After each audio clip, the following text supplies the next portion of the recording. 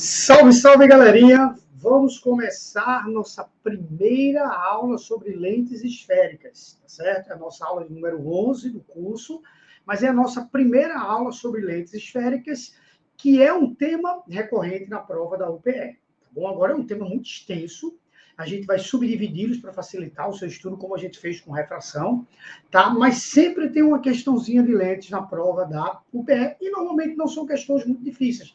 Teve uma vez que eles inventaram uma coisinha lá de um telescópio refrativo, que estava até fora do assunto, a gente anulou essa questão, mas no mais questões tradicionais, questões normais, tá bom? Vamos primeiro para uma aula extremamente teórica, tá? A gente precisa dessa aula básica aqui, tá certo? Bom, são lentes esféricas. Lentes esféricas são objetos que através do processo de refração, onde o principal objetivo delas é a formação de imagens, tá certo? A gente classifica as lentes como sendo lentes de bordas finas ou lentes de bordas grossas. As lentes de bordas finas, percebe que elas, por isso que elas são chamadas de lentes esféricas, elas têm um perfil esférico, e elas levam os seguintes nomes. Primeiro, biconvexa, veja que ela tem duas faces convexas. A lente biconvexa, ó, ela tem duas facezinhas convexa e convexa, onde os dois raios de curvatura são raios iguais. A gente tem a plano convexa, percebe que as bordas são bordas finas. Aqui, ó. Uma face plana e uma face convexa. E a gente tem a côncavo convexa, onde uma face é côncava e a outra face é convexa, tá certo? Percebe que o nome que vem na frente é sempre a parte que tem raio maior. Côncava é quem tem raio maior, que é o R1. E a convexa é o que tem o raio menor. Se você não quiser memorizar assim, memorize da seguinte forma. Todas de bordas finas, no final, tem o nome convexa. Percebe? Então, essa aqui não poderia ser convexo-côncava. Teria que ser côncava-convexa, porque ela é de bordas finas. Até porque a de bordas grossas já é justamente o contrário. Você tem lentes de bordas grossas, bicôncava. Veja que são duas faces côncavas, por isso que o nome dela é bicôncava. Tem a plano côncava, então ela tem duas faces côncavas, duas faces, sendo uma plana e uma côncava. Percebe que o nome final sempre vem com côncavo. E temos aqui uma face côncava e uma face convexa, mas a gente não chama de côncavo convexa, chama de convexo côncava, porque por ela ser de bordas grossas, o nome final sempre vem com côncavo.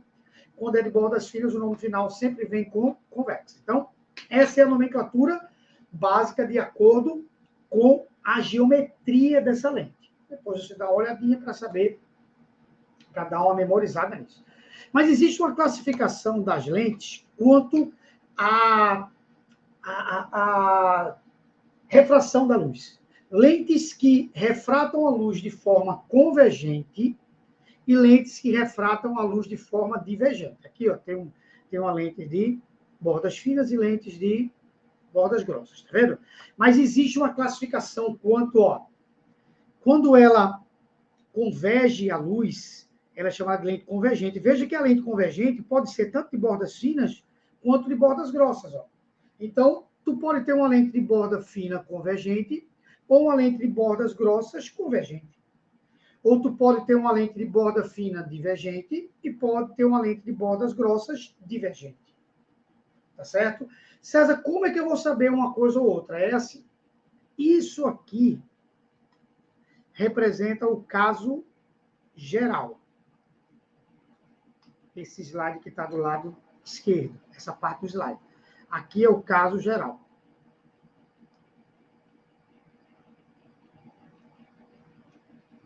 E isso aqui representa o caso ou os casos extras. Por quê, prof? Porque é o seguinte, normalmente as lentes são utilizadas no ar. Então, normalmente, o índice de refração da lente é maior do que o índice do meio onde ela se encontra. Concorda? Porque ela é feita de vidro, ela é feita de acrílico, ela é feita de um outro líquido qualquer, enfim. E, normalmente, ela é utilizada no ar, porque nós utilizamos lente para óculos, para microscópio, para telescópio, então elas são utilizadas no ar. Então, normalmente, o índice de refração da lente, que é o N2, será maior do que o índice de refração do meio, que é o N1. O N2 maior que o N1. Então, toda vez que o índice de refração da lente for maior que o índice de refração do meio, que é o caso geral, a de bordas finas vai ser convergente e a de bordas grossas vai ser divergente. Agora, se o N da lente, por um acaso, em alguma situação específica, tiver índice de refração menor do que o índice do meio, que é uma coisa rara, mas pode existir, aí veja que a de bordas finas vai ter comportamento o quê? Divergente, e a de bordas grossas vai ter comportamento convergente. Ou seja, o caso geral é que a de bordas finas seja convergente e a de bordas grossas seja divergente. Pense assim, ó, se é grossa, tende a divergir, se é fina, tende a convergir. Que aí você consegue memorizar o caso geral. Converge quando é fina, diverge quando é grossa. Aí esse é o caso geral. O caso extra é justamente o contrário, tá? A de bordas finas vai divergir, a de bordas grossas vai convergir, mas isso aí é um caso extra, são casos bem específicos que ele, inclusive, tem que dizer na hora de uma questão, tá bom? Beleza. Elementos geométricos de uma lente esférica. Uma lente esférica, a exemplo dos espelhos esféricos, tem pontos bem importantes. Que pontos são esses? Primeiro, esse ponto A, chamado de ponto antiprincipal.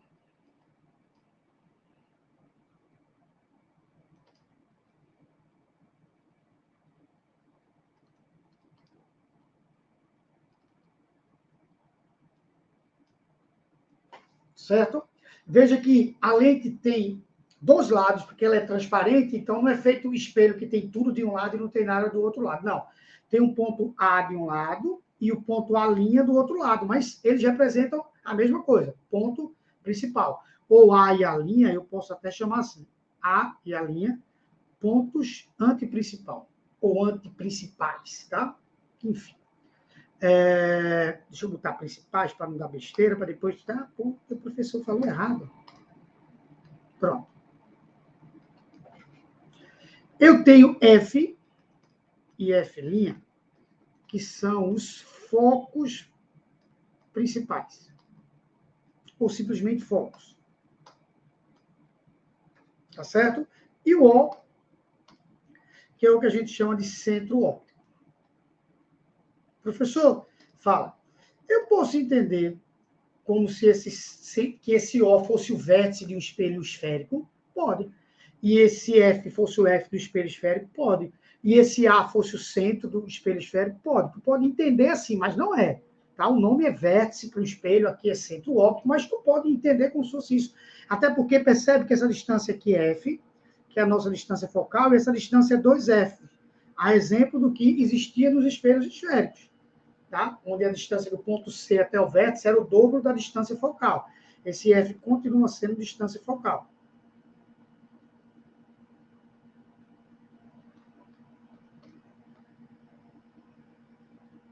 Tá certo? Então, continua valendo. Mas, os nomes é bom que você saiba exatamente como eles são, tá bom? Beleza. Percebe que a representação das lentes convergentes e das lentes divergentes são diferentes. Aqui você tem a lente convergente representada assim, a divergente, veja que é uma representação diferente. Ó. A divergente, essa setinha fica saindo. Não sei se tu está percebendo que ela está assim. Ó. Isso é para dar um ar de que é borda grossa. E aqui também. Do mesmo jeito que aqui é para dar um ar de que é borda fina.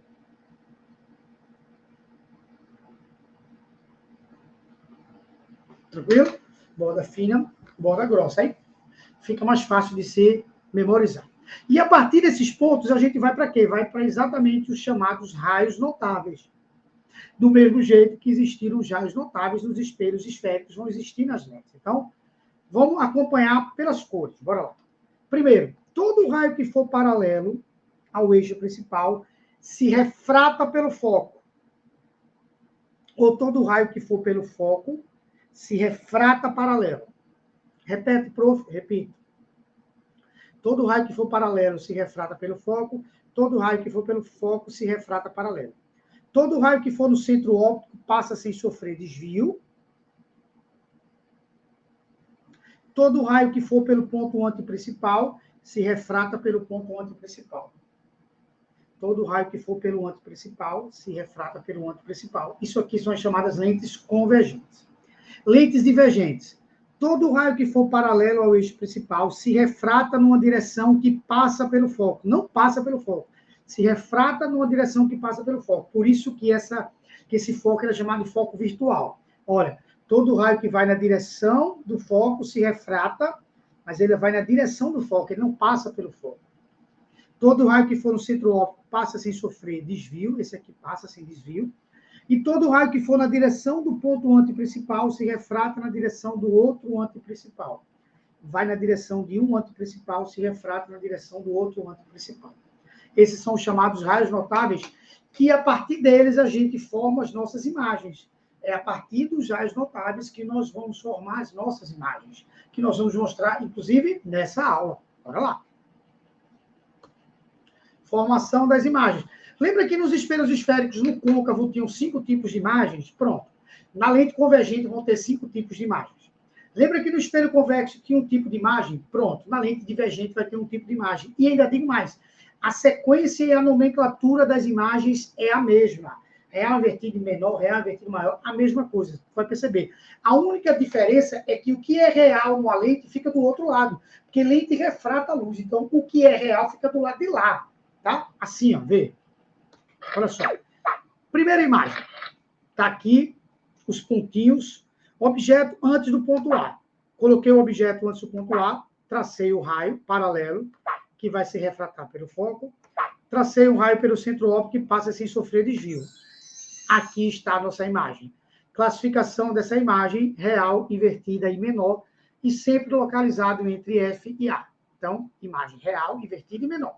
Beleza? Real, invertido e menor. Primeiro caso, lembra que no espelho esférico também era real, invertido e menor? Aqui é real, invertido e menor. Então, segue a mesma linhagem, segue a mesma coisa, tá? Vamos para a segunda imagem. Tá aqui. Objeto colocado no ponto A. Agora ele vai ficar sobre o ponto A, não é mais antes do ponto A, é no ponto A. Aí tu vai traçar um raio paralelo que vai se refratar pelo foco, um raio que vai pelo centro óptico, esses dois raios se encontram aqui, está formada a imagem. Que imagem é essa? Real, invertida, igual. Ou simplesmente real, invertido do mesmo tamanho. Se você quiser chamar de real, invertido do mesmo tamanho, tá de boa, não tem problema algum. Outro caso. Objeto entre A e F. Está aqui o objeto, o raio, se refrata passando pelo foco, raio que vai pelo centro óptico, aparece a imagem aqui. Qual é a classificação dessa imagem? Real, invertida e maior. Real, invertida e maior. Como era no espelho côncavo. O terceiro caso do espelho côncavo era exatamente assim. Percebe que vai seguindo a mesma coisa. Percebe que vai seguindo a mesma ideia. Prof, vai ser sempre assim, vai. Agora, se liga que o que é real está do outro lado, porque luz em lente sofre refração, então ela vai passar para o outro lado. Ela passa para o outro lado, tá certo? Tem que se ligar nisso daí. Vai passar para o outro lado. Quarto caso, quando o objeto está sobre o ponto F, aí os raios são refratados paralelos. Como os raios são paralelos, eles não se encontram. A gente diz que essa imagem é o quê? Imprópria. A gente chama essa imagem de imprópria. Tá bom? E o quinto caso, presta atenção agora. Beleza? O objeto agora vai ficar entre F e O.